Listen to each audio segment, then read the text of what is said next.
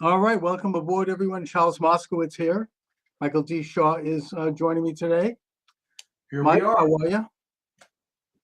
Hey, it's a beautiful day in the neighborhood. Right? Yes, indeed. You know, it's a countdown toward President Trump.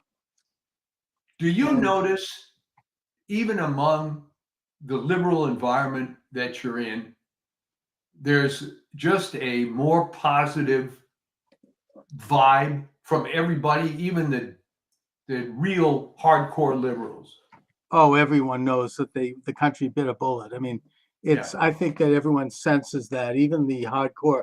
As you say, I mean, our Governor Healy just did an interview with the Globe where she said that she plans to fully cooperate with the new Trump administration. And whoa. a couple of left wingers and liberals are absolutely having a meltdown over this. But I think that the whole rotten, so-called resistance is crumbling. You know, you still might Yeah, have Newsom and you might have that fat guy in Illinois, but other than that, I think it's starting to just disappear. It's going. They're finally starting to move inexorably into the dustbin of history. yeah, and even with the case of Pritzker and Newsom, Yeah. they're going to they're going to turn because the popular will just isn't with it, and I don't think even those two are going to want to die on the hill of whatever the hell the left stands for now, which I'm not even sure what that is. Well, what are they going to do? Stand in the way of deporting criminal, Yeah, illegal, violent gang members and drug dealers and rapists? I mean, this guy just yesterday immolating a woman on a yeah, subway car in Brooklyn and yeah, sitting there. Someone's filming it, and he's there throwing, like throwing gas on the fire. I mean, this was an illegal alien from Guatemala, by the way. And yeah, I just don't think that certainly Eric Adams is on board. So I think that the idea of opposing them being apprehended and deported is not going to be very popular. I yeah, mean, it's just, is that really the hill they want to die on? yeah, yeah, exactly. I mean, it all started falling apart. The whole identity thing. I mean, good grief! If you saw any of the video between Anna Kasparian and Cenk Uygur, where Mhm. she is just freaking out about how she believed all the BS. And then suddenly it's like it hit her like a stroke of lightning that her life has been ruined, not by the Republicans, but by the Democrats. Uh, and then Cenk Uygur was at something with Charlie Yeah, Kirk, right? yeah. Charlie, he was at the Turning Point USA Yeah, event, and he's, exactly. I mean, he said, look, the conservatives and the Republicans are a lot more tolerant and generally a lot more friendly to opposing opinion than my side. And he's there is I think there's going to be a major cleaning of house over there.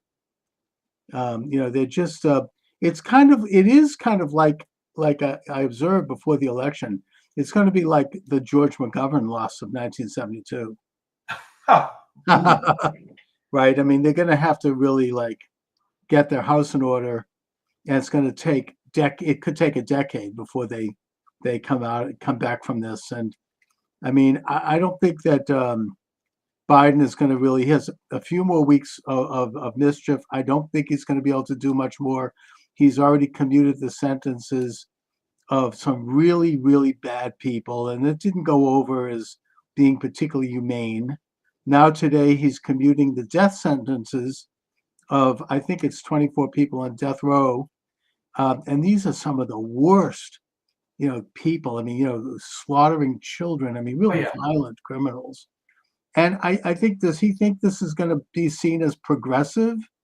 I mean, I don't think so. And I don't think most liberals and progressives are jumping for joy over that either. Well, I think what's happening is that it's being revealed that whoever controls Biden is the hardcore lunatic fringe of the left.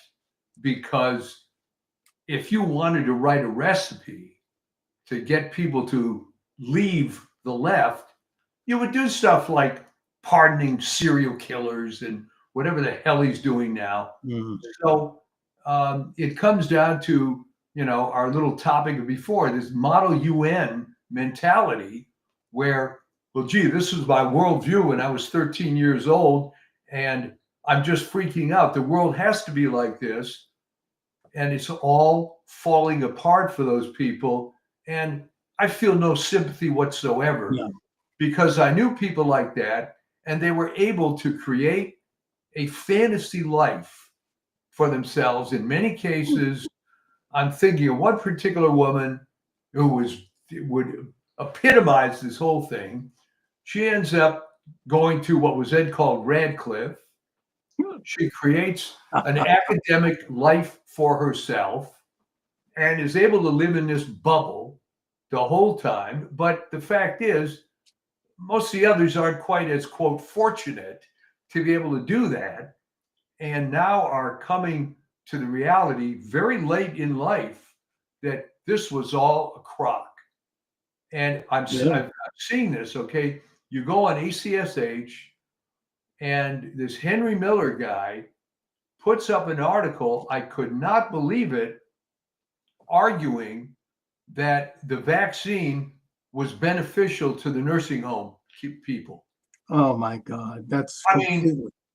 Where did he come up with that BS? I mean, it's obviously not science. You can find, quote, scientific articles for anything you want. It was garbage. Beneficial to them after Cuomo put COVID active people in the nursing home.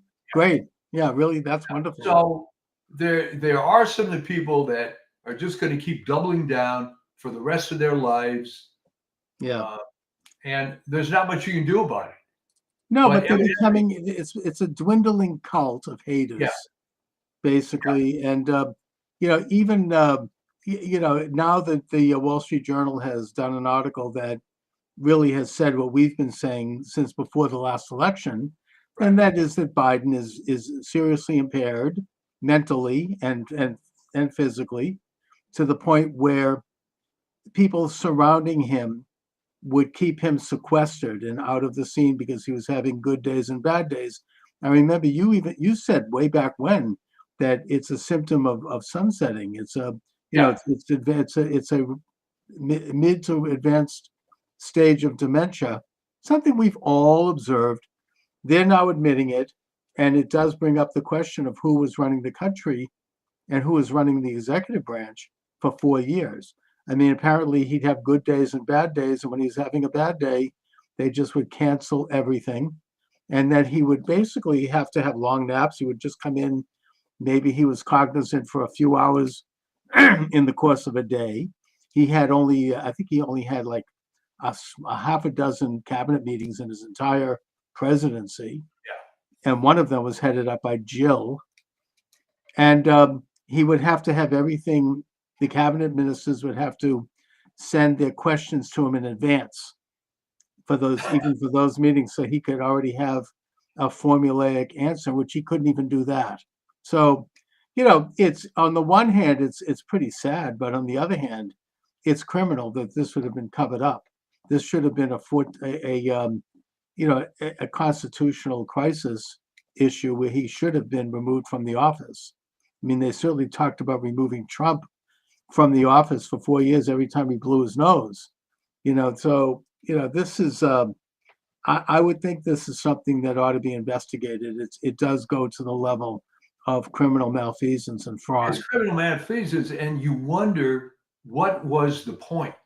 Okay, if this were a family member, it would be sad to see someone declining, but you would lose a lot of sympathy if that guy was a CEO of a business and was screwing up things right and left just to maintain this illusion that he was in control. It wouldn't happen.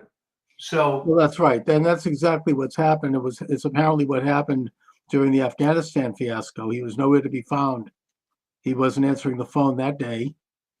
Not that he would have done anything if he had been, but the whole thing involved a massive deception on the part of the people around him, including Harris, including Peppermint Patty over there, the spokeswoman, and all the rest of these people in Congress. Sharp as attack, sharp as attack, sharp as attack, sharp as attack.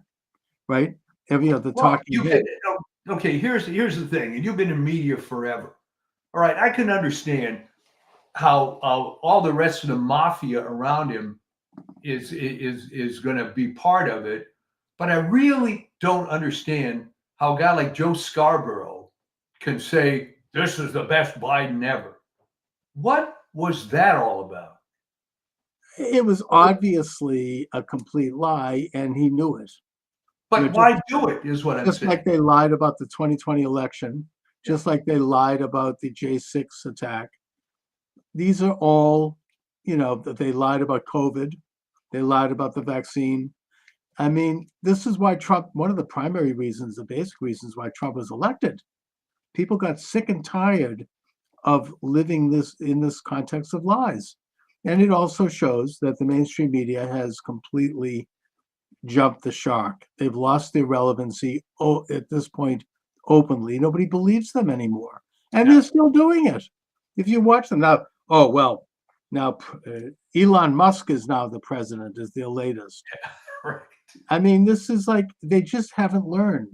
They're continuing to push, hoax after hoax. And I mean, I've been saying to some of these people in my Twitter, because I go back and forth, I say, look, it's one thing to go into the loyal opposition and criticize legitimate political positions, and even maybe to criticize personality, but to continue on this course of these, of these hoaxes and running them up the flag one after the other, it's a little late for that. You got to move on. No one's believing this anymore. So why are they doing it? Are they playing to this hardcore subscriber base that wants to hear this? I mean, consider that Rachel Maddow, at least before all the cutbacks are occurring now at MSNBC, was at a $15 million salary. All right. Apparently, there are people that watch her. Apparently, there's advertisers on MSNBC that think that's a worthwhile demographic. But at what point do they not see that it's all falling apart? Well, I mean, I heard it was 30 million for her. I don't know, maybe 15. But the point is that I understand she's taken a haircut, and they've cut back, I think, 5. Yeah. And that those other hosts over there have taken cutbacks. They're losing money, and it's time to catch up to them financially. There's some rumors that good old Elon Musk is going to step up and buy MSNBC and replace Rachel Maddow with Laura Loomer. Boy, that would be something. Oh my God, that would be a beautiful thing. But they're losing their relevancy. They haven't got their audience back. Even that nincompoop, what's his name, David Pakman, said right after the election that he's been doing this for, I think, 15 years now, maybe. And every year he grows. This is the first time he's lost something like 20-25% of his subscribers, because people, even liberals, don't want to hear this crap anymore. It's all lies. I mean, why? And you're going to pay for it? I mean, no, I don't think so. I mean, and I don't think they're going to get it back. I mean, what are they going to do? I mean, what can they really do? I mean, they are kind of trapped in this hologramic like atmosphere where they're just they're forced to be these cutout characters that mouth these cutout comments, and I don't see how they can put any substance behind it. No, it's going to go down a spiral. It'll take longer than it did for Sam Francis. For the viewers, he was in the 80s, 90s, early 2000s, was a pretty responsible right-wing guy. But then somehow he discovered that he had a hardcore audience of people who were, no other word for it, white supremacists. That wasn't his particular belief, but he discovered that there was a big demographic for that. Mm-hmm. So he doubled down and made more content toward this white supremacy thing as opposed to just conservative stuff. And he just spiraled down, down, down. Now, he didn't start out from having X number of million subscribers like MSNBC, but it's the same thing. They're going to keep playing to the hardcore base until it just dwindles and it ends up being what they used to call little old ladies in tennis shoes. Right. Was, well, maybe he got wrapped up into a particular ideology. I mean, that happened to Joe Sobran also in terms of his war against the Jews. He basically imbibed this ideology. It's a very attractive ideology in terms of answering all of the riddles of the universe. Right. And it makes things very simple and very basic. I mean, you could blame the Jews. I mean, E. Michael Jones is an example of that, right? He's embraced a very, very particular view that's been largely rejected by Christianity and largely rejected by the Catholic Church.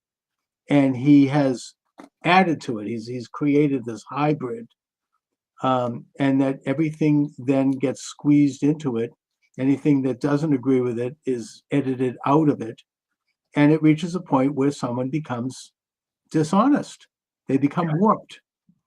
And it's a sad thing, actually, in that case to see, because there is someone there who actually is a pretty substantial intellectual who actually had a lot to say before he went down that deep end.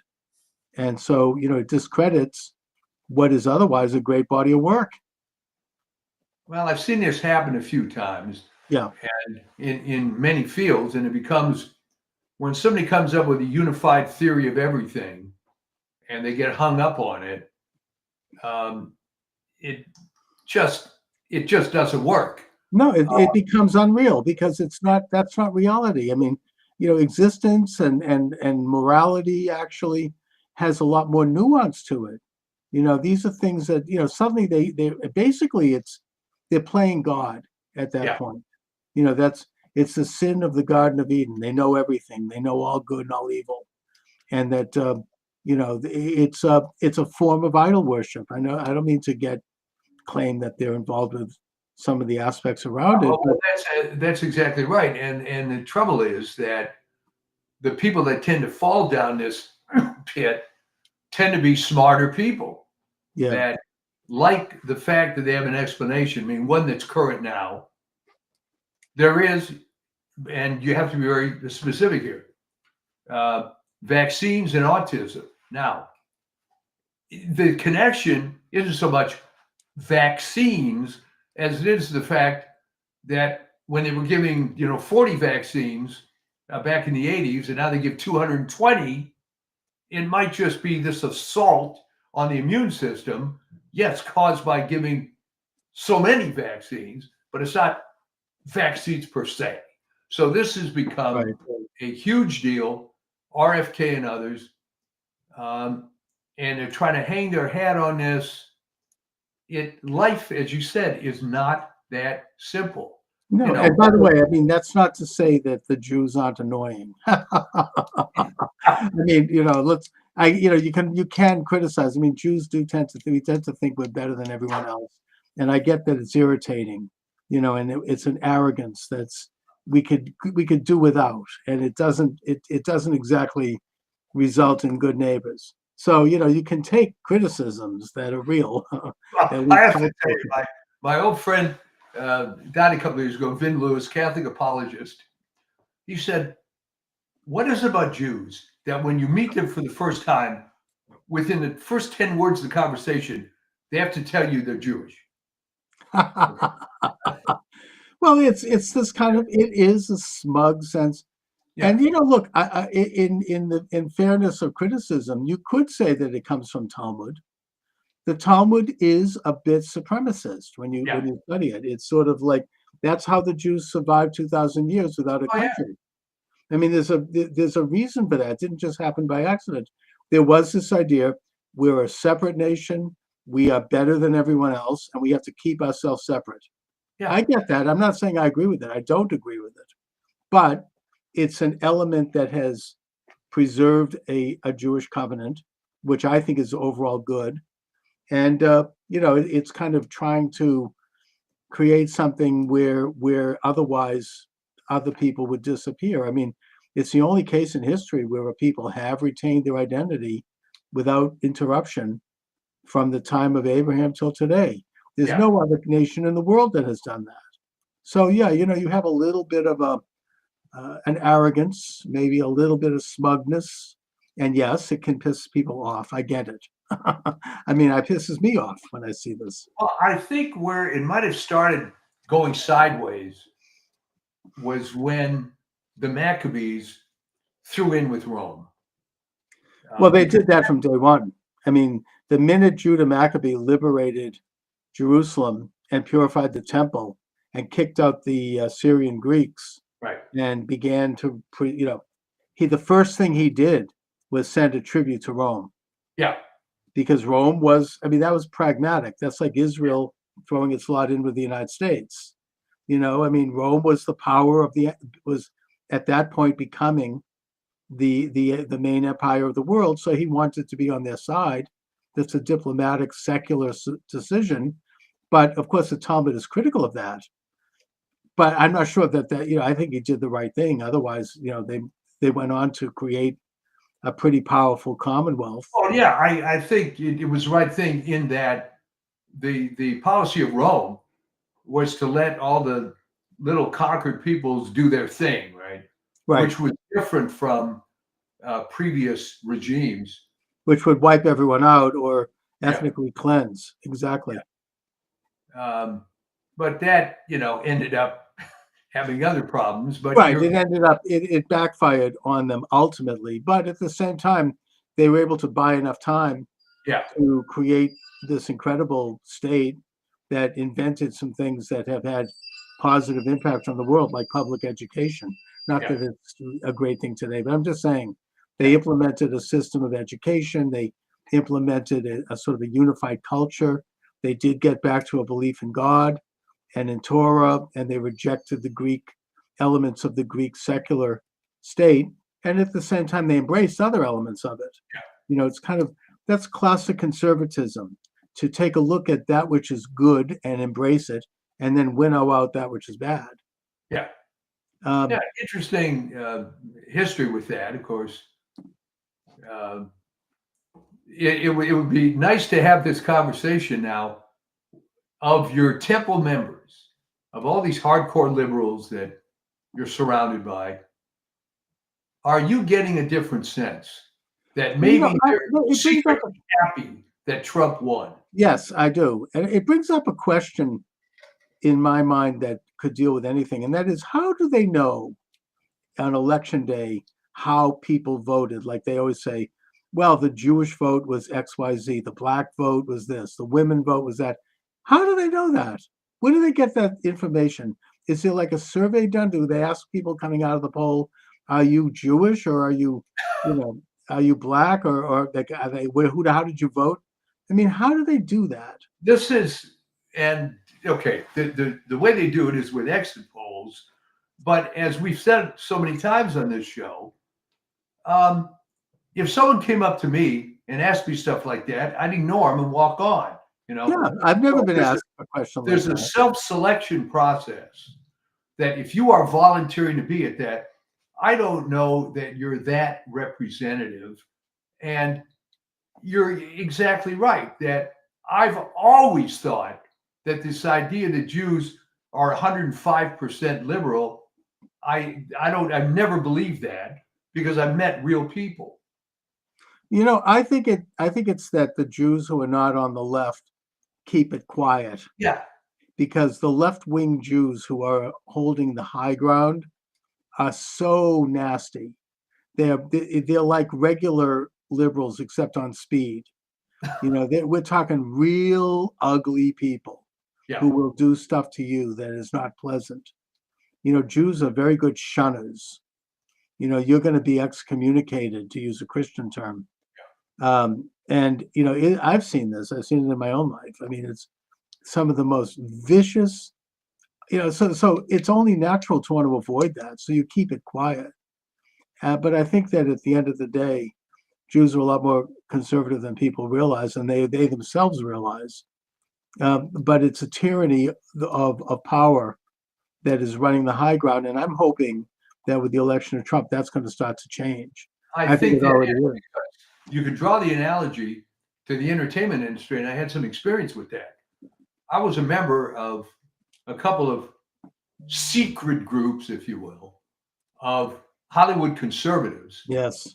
Um, well, it wasn't all that secret, but there were more people that belonged to these things than you would care, than you would think. Albeit, I remember being at some of these events, one of which was at David Horowitz's house, and Okay. there were people that were afraid to give their name. Oh There yeah. were others. Uh, there were others who were golden age type stars. You mean like a Charlton Heston? Well, Charlton Heston, as well known. Someone maybe a little less well known, unless you're a fan of B movies of the 50s, Marie Windsor, Okay. who was in like 50, 60 features, always played the bad girl. So these events took place in the 90s, I remember. And it was funny. You'd see Marie Windsor sitting over there, and it looked like Marie Windsor from the movies, but older, And she was very outspoken about her conservative beliefs. And there were a number of people that you wouldn't recognize by sight who were, administrative in the industry. Right, but they could lose their careers. I mean, conversely, I remember reading an interview with Dalton Trumbo, who was one of the Communist 10. Oh, But he said in this interview, he goes, "Look, I wasn't really a communist. I didn't have any particular ideology at all, but I signed on to this thing because it got me jobs. yeah. I wanted to work in Hollywood. I was ambitious. So they said, oh, you want to be, if you're a communist, great. You get a network. I mean, I think that's why a lot of people do it. I mean, you automatically the door swings open, you get the keys to the castle. Suddenly he's getting all these screens because all of a sudden he's on the inside. And yet, he didn't give a damn about it. I mean, it was all like, it was just sheer ambition. So that kind of thing goes both ways. Yeah, well, Michael Flores might tend to disagree with that, but with the case of Trumbo, but Right. Okay. there were some people that were just hardcore commies.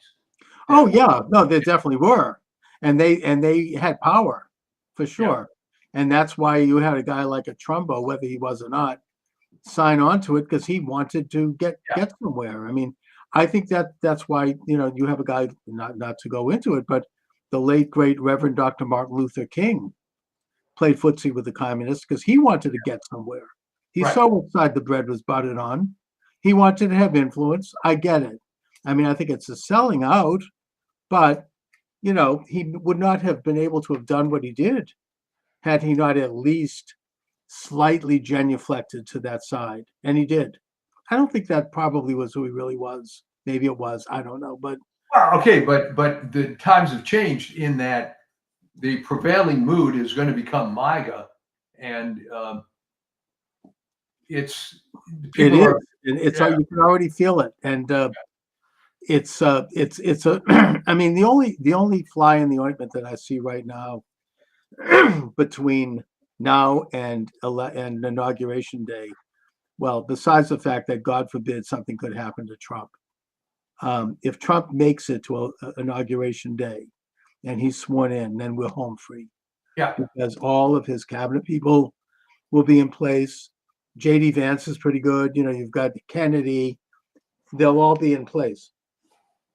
And so that even if they take Trump out, that government is there and that'll continue. So in a way, it's a race against time right now. The other problem I see that is more on the international stage, and that is that Iran is on the verge of throwing a nuke at Tel Aviv. It's a real thing. That's Yeah. not a joke. They have been seriously set back. Originally, for whatever reason, I don't know if it's radical Islam, I don't know what it is, but Iran has at some point decided to go to war against Israel. I mean, it's a traditional ally to Israel, but under the Ayatollahs and the mullahs, they have focused obsessively on destroying Israel, even though Israel never had any particular beef with Iran. And they set up all these proxies. You got the Houthis, you've got Hamas, you've got Hezbollah, and Israel has disintegrated all of them at this point. I mean, they have completely defeated Hamas. It's still there, but it's no longer a threat. Same thing with Hezbollah. And now with the fall of Assad, Israel has gone in and they've debilitated a lot of the serious, dangerous weaponry that could be used against them in Syria. So Iran is now somewhat isolated, but they still have their nuclear development and they could still use it. And now it's being said that they're within days of getting a nuclear warhead. And you get very naive people in the US State Department and military establishment and in those of others who say, well, I mean, that's fine. Let Iran have a nuclear bomb because it'll be like the United States and Russia. It'll be mutually assured destruction and it'll be a balance. But that's not how Iran is operating.